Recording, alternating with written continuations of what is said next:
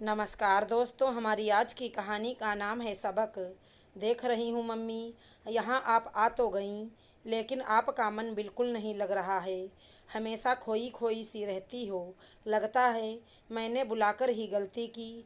निशा ने बालकनी में खड़ी अपनी मम्मी को देखकर कहा, मन का क्या है बेटा, एक हफ्ते की बात है, लग ही जाएगा। वैसे तुम अपनी सास को भी तो बुला सकती थी, वो तो पास में ही रहती हैं। मम्मी हर बात पर टोका टाकी करती हैं वो। बहू क्या हमेशा टीवी में घुसी रहती हो। मुन्ने को अभी से फ़ोन की आदत मत डाल। मैदा कम खाया कर, शरीर के लिए सही नहीं। बहू मुन्ना बड़ा हो रहा है, अब इसकी बोतल की आदत छुड़वा दे। और यहाँ तक कि मम्मी, जब मैं काम में लग जाऊँ तो थोड़ी थोड़ी देर में मुझे बुलाकर मुन्ने का हंसना रोना बैठना उठना दिखाती रहती हैं। अरे भाई बच्चा है, वो किलकारी भी मारेगा, हंसेगा भी, थोड़ा उठेगा भी। क्या अब मैं थोड़ी थोड़ी देर में उसे ही देखती रहूं? फिर कहेंगी काम में देरी हो रही है। निशा मुँह बनाते हुए बोली, अच्छा अच्छा, ज़्यादा अपनी सास की बुराई मत कर। तेरी माँ भी एक सास है, तेरी भाभी भी पीछे से मेरी बुराई कर रही होंगी।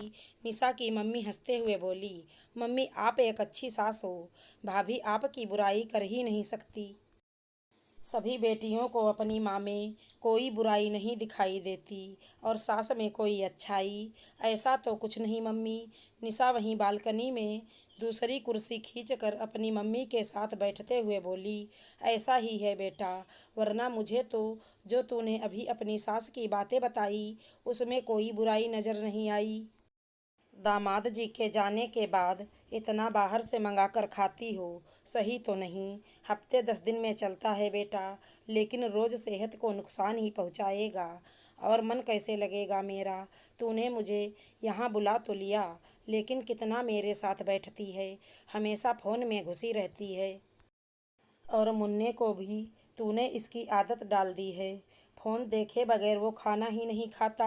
अब क्या करूं मम्मी, अकेले सारा दिन टाइम पास भी तो करना होता है। और मुन्ना पता है ना आपको, कितना चिड़चिड़ा है, वो कुछ खाता ही नहीं। वो तो शुक्र है फ़ोन चलाती हूँ तो उसे देखते हुए थोड़ा खाना सीख रहा है। बेटा, अकेलापन दूर करने के लिए हमेशा फ़ोन में घुसे रहना सही तो नहीं। और यह क्या बात हुई कि मुन्ना खाता नहीं? यह सब बहाना है। तुमने अपनी सहूलियत के लिए उसे यह आदत डाली है। पहले तो फ़ोन मोबाइल या टीवी नहीं होते थे, तो क्या हमारे बच्चों ने खाना खाना नहीं सीखा? बेटा, बुरी आदतें जल्दी सीखी जाती हैं और अच्छी में समय लगता है।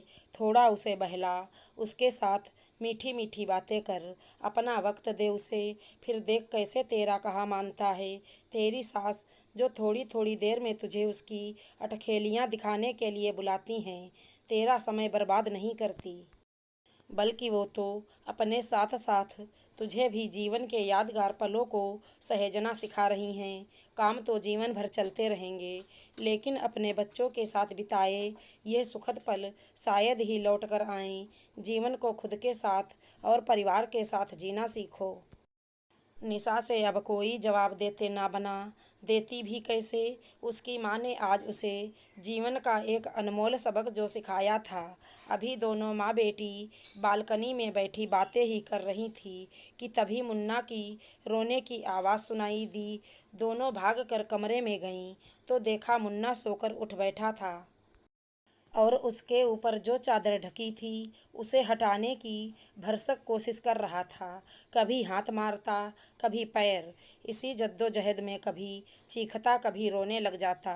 दोनों माँ बेटी को उसे ऐसा करते देखकर बहुत ही मज़ा आ रहा था। और आखिर कोशिश कर मुन्ना ने अपने मुंह से चादर हटा ही दी और सामने अपनी माँ और नानी को देखकर वो खिलखिलाकर हंस पड़ा।